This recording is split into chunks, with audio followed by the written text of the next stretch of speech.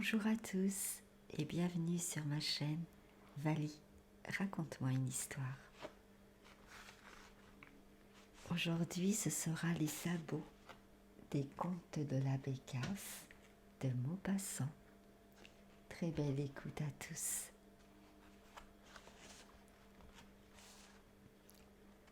Le vieux curé bredouillait les derniers mots de son sermon au-dessus des bonnets blancs des paysannes et des cheveux rudes ou pommadés des paysans. Les grands paniers des fermières venues de loin pour la messe étaient posés à terre à côté d'elle, et la lourde chaleur d'un jour de juillet dégageait de tout le monde une odeur de bétail, un fumet de troupeau. Les voix des coqs entraient par la grande porte ouverte, et aussi les meuglements des vaches couchées dans un champ voisin. Parfois, un souffle d'air, chargé d'arômes des champs, s'engouffrait sous le portail et en soulevant sur son passage les longs rubans des coiffures. Il allait faire vaciller sur l'autel les petites flammes jaunes au bout des cierges. Comme le désire le bon Dieu, ainsi soit-il, prononçait le prêtre. Puis il se tut, ouvrit un livre et se mit, comme chaque semaine, à recommander à ses ouailles les petites affaires intimes de la commune. C'était un vieil homme à cheveux blancs qui administrait la paroisse depuis bientôt 40 ans. Et le prône lui servait pour communiquer familièrement avec tout son monde. Il reprit. « Je recommande à vos prières Désiré Valin, qui est bien malade, et aussi la Paumelle, qui ne se remet pas vite de ses couches. » Il ne savait plus, il cherchait les bouts de papier posés dans un bréviaire. Il en retrouva 2 enfin, et continua. « Il ne faut pas que les garçons et les filles viennent comme ça le soir dans le cimetière, ou bien je préviendrai le garde champêtre. Monsieur César Aumont voudrait bien trouver une jeune fille honnête comme servante. » Il réfléchit encore quelques secondes, puis ajouta. « C'est tout. Mes frères, c'est la grâce que je vous souhaite, au nom du Père et du Fils et du Saint-Esprit. » Et il descendit de la chaire pour terminer sa messe. Quand les Malandins furent rentrés dans leur chaumière, la dernière du hameau de la Sablière, sur la route de Fourville, le père, un vieux petit paysan sec et ridé, s'assit devant la table pendant que sa femme décrochait la marmite et que sa fille Adélaïde prenait dans le buffet les verres et les assiettes. Et il dit « Ça serait peut-être bon c'te place chez Maître Aumont, vu que le v'là veuf et que ça brûlème pas, qu'il est seul et qu'il a de quoi.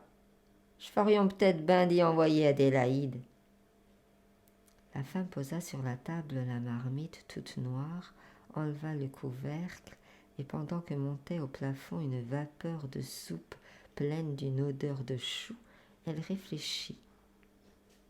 L'homme reprit. « Il a de quoi pour sûr, mais qu'il faudrait être dégourdi et qu'Adélaïde l'est pas un brin. » La femme alors articula. « Je pourrais en voir tout de même. » Puis, se tournant vers sa fille, une gaillarde à l'air niais, aux cheveux jaunes, aux grosses joues rouges, comme la peau des pommes, elle cria. « T'entends, grande bête, t'iras chez Maître Aumont, proposé comme servante, et tu feras tout ce qu'il te recommandera. » La fille se mit à rire sottement sans répondre. Puis tous 3 commencèrent à manger. Au bout de 10 minutes, le père reprit. « Écoute un mot, la fille, et tâche d'être point te mettre en défaut sur ce que je vais te dire. » Et il lui traça en termes lents et minutieux toute une règle de conduite, prévoyant les moindres détails, la préparant à cette conquête d'un vieux veuf mal avec sa famille.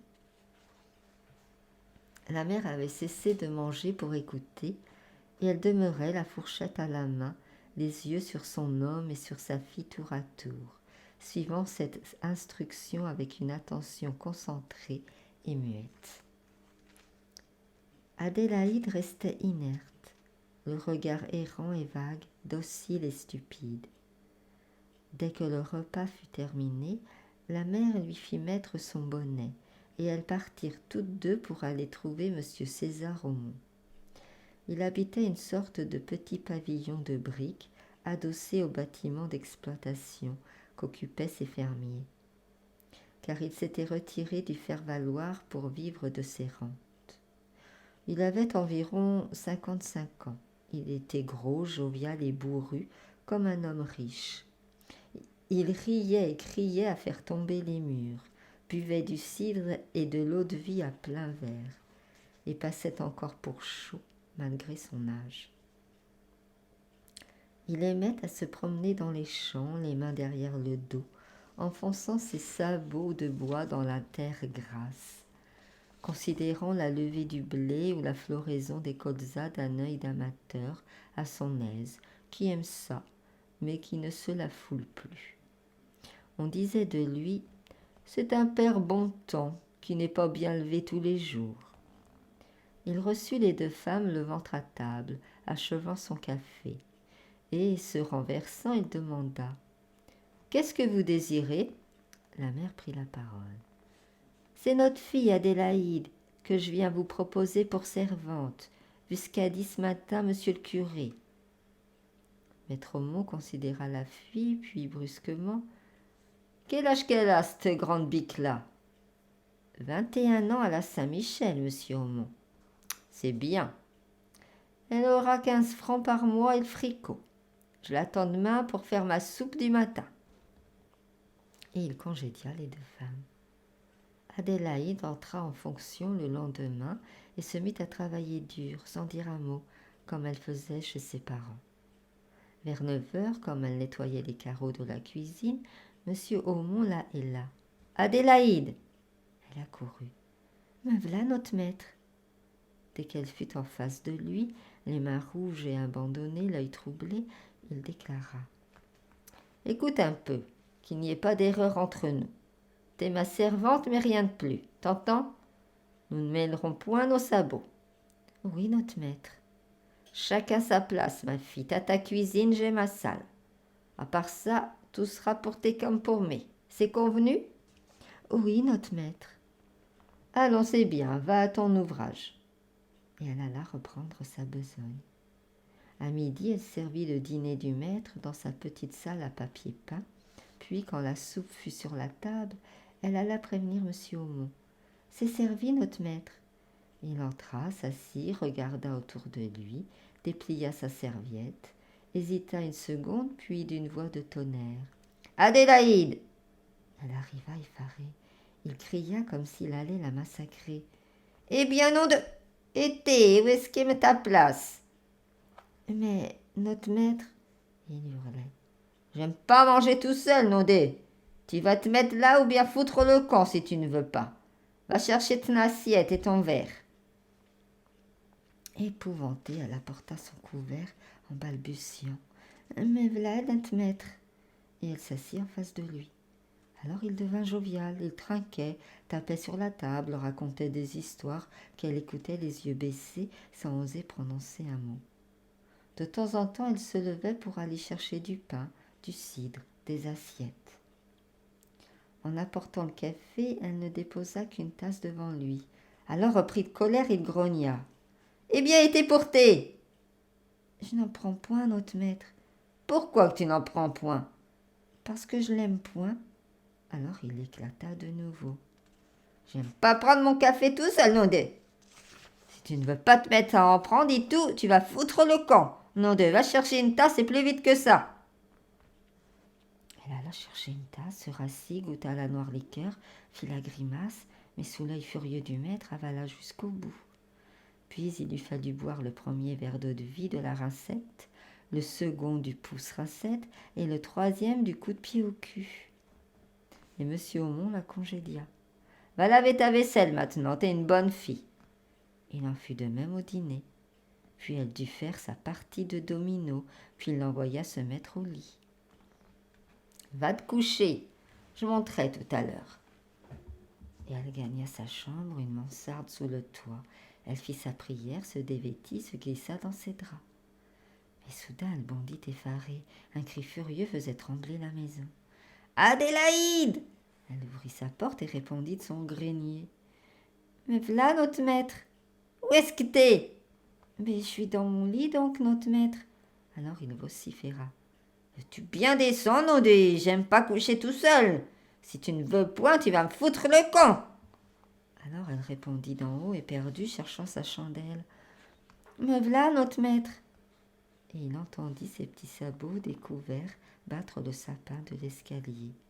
Et quand elle fut arrivée aux dernières marches, il la prit par le bras, et dès qu'elle eut laissé devant la porte ses étroites chaussures de bois, à côté des grosses galoches du maître, il la poussa dans sa chambre en grognant. « Plus vite que ça, donc, non !» Et elle répétait sans cesse, ne sachant plus ce qu'elle disait. « Me v'là, notre maître !» 6 mois après, comme elle allait voir ses parents un dimanche, son père l'examina curieusement puis demanda « T'es-tu point grosse ?» Elle restait stupide, regardant son ventre, répétant « Mais non, je ne crois point. » Alors il interrogea, voulant tout savoir. « Dis-moi, si vous n'avez point quelque soir mêlé vos sabots ?»« Oh oui, je les ai mêlés, le premier soir et puis les autres. » « Bah alors, t'es pleine, ma grande futaille !» Elle se mit à sangloter, balbutiant. « J'avais timé. » Le père Malandin la guettait, l'œil éveillé, la mine satisfaite. Il demanda. « Qu'est-ce que tu ne savais point ?» Elle prononça à travers ses pleurs. « J'avais timé que ça se faisait comme ça des enfants. » Sa mère rentrait, l'homme articula sans colère. « La v'là grosse à cette heure. » Mais la femme se fâcha, révoltée d'instinct, injuriant à pleine gueule sa fille en larmes, la traitant de manante et de traînée. Alors le vieux la fit taire. Et comme il prenait sa casquette pour aller causer de leurs affaires avec maître César Aumont, il déclara. « Elle est tout de même encore plus sotte que j'aurais cru. Elle ne sait point ce qu'elle faisait d'esthète niette. » Au prône du dimanche suivant, le vieux curé publiait les bans de monsieur Onufre Césaire Aumont avec Céleste Adélaïde Malandrin.